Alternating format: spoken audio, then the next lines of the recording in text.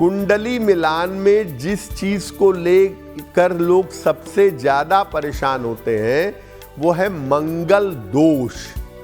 मंगल दोष कितना इंपॉर्टेंट है, कितना महत्वपूर्ण है, ये भी जानते हैं। देखिए, कुंडली में मंगल अगर कुछ खास जगहों पे बैठा हो, लग्न, चतुर्थ, सप्तम, अष्टम, द्वादश, तो कुंडली में मंगल दोष पैदा हो जाता है।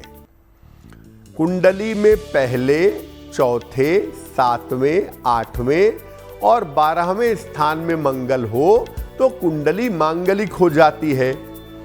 अगर लड़की की कुंडली में मंगल दोष है, यानी एक की कुंडली में मंगल दोष है, तो दूसरे की कुंडली में उस मंगल का काट होना चाहिए, उस मंगल का कैंसिलेशन या काउंटर होना चाहिए।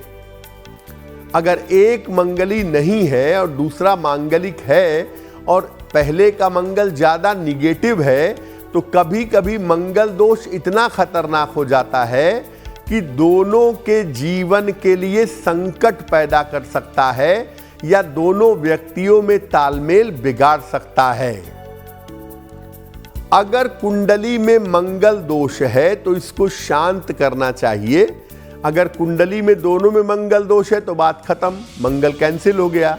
लेकिन एक में मंगल है, एक में मंगल नहीं है और आप शादी करना चाहते हैं तो मंगल की शांति करवाइए।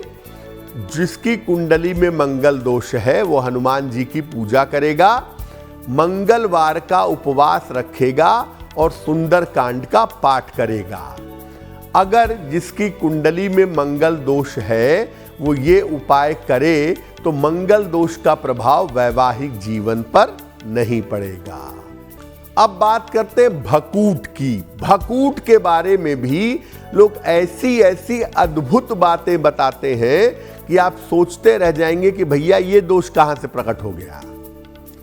भकूट दोष क्या है, कितना इंपॉर्टेंट है?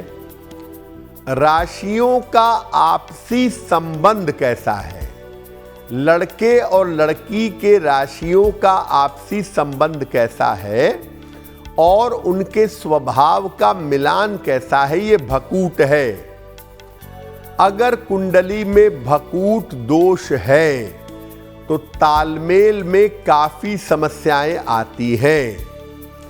अगर दोनों की राशियां एक दूसरे से 2-12 हो, द्विद्वादश हो, दोनों में षडाष्टक हो, 1-8 का संबंध हो या 9-5, 9 पंचक का संबंध हो तो भकूट दोष बन जाता है। लेकिन इसकी एक कंडीशन ये है कि अगर लड़के और लड़की की राशियों में मित्रता हो, वर और कन्या की राशियों में मित्रता हो या दोनों के स्वामी एक हो तो ये भकूट दोष भंग हो जाता है। अब बात करते हैं गण की। गण क्या होता है और कुंडली मिलान में गण कितना महत्वपूर्ण है? देखिए, अलग अलग नक्षत्रों के अलग अलग गण होते हैं।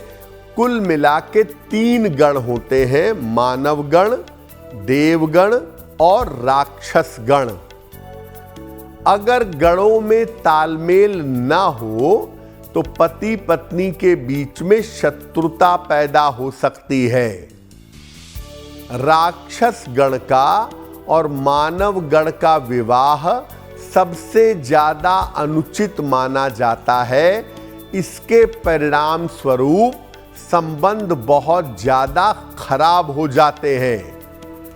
लेकिन अगर लड़के और लड़की की राशियों में अच्छी मित्रता हो, ग्रह मैत्री बढ़िया हो तो गण दोष भंग हो जाता है। अब ये जानते हैं कि ग्रह मैत्री होती क्या है और ग्रह मैत्री कुंडली मिलाने में कितनी महत्वपूर्ण होती है। देखिए, कुंडली मिलान में सबसे ज्यादा जो महत्वपूर्ण है वो नाड़ी, भकूट, गण ये सब नहीं है। सबसे महत्वपूर्ण है ग्रह मैत्री। लड़के और लड़की के ग्रहों में पर्याप्त मित्रता होनी चाहिए, नहीं तो वैवाहिक जीवन की मुश्किलें खत्म नहीं होंगी।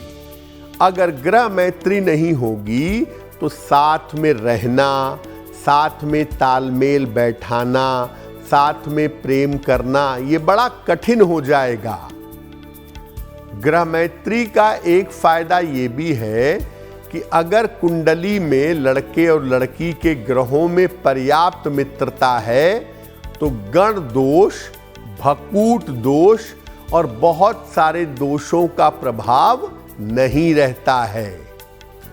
अच्छी ग्रह मैत्री पर विवाह होने पर तालमेल उत्तम होता है, विवाह श्रेष्ठ होता है, तालमेल जीवन भर बढ़िया बना रहता है।